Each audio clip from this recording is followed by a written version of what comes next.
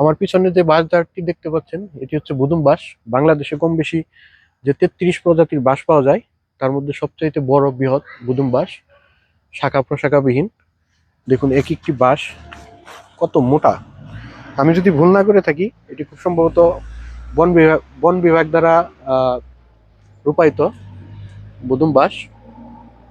আদিকাল থেকে বাঁশের বিভিন্ন ব্যবহার রয়েছে, সারা পৃথিবী জুড়ে বাঁশ পাওয়া যায়, কম বেশি অনেক প্রজাতির বাঁশ পাওয়া যায়।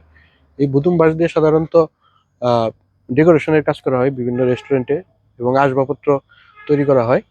বাংলাদেশের সীমান্তবর্তী অঞ্চল, খুব সম্ভবত নওগাঁ অঞ্চলে বুদুম বাঁশ স্বল্প আকারে চাষ হয়ে থাকে। তাছাড়া বাণিজ্যিকভাবে বুদুম বাঁশের চাষ নেই বললেই চলে। বাঁশের চারা করা কিছুটা কষ্টসাধ্য। সাধারণত বিভিন্ন পদ্ধতিতে চারা করা যায়। এই শাখার থেকে চারা তৈরি করা যায়, তাছাড়া কঞ্চি কলম পদ্ধতিতেও চারা করা যায়। দেখুন কি মোটা মোটা এক একটি বাঁশ। বাঁশ সাধারণত গুচ্ছ আকারে জন্মায়, মানে গুচ্ছ আকার। বাঁশ হচ্ছে ঘাস জাতীয় উদ্ভিদ। ঘাস জাতীয় উদ্ভিদের মধ্যে বাঁশই সবচাইতে বড়।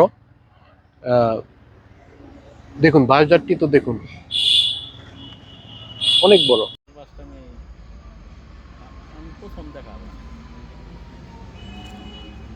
বাঁশ আবার বেড়া দিতেছে।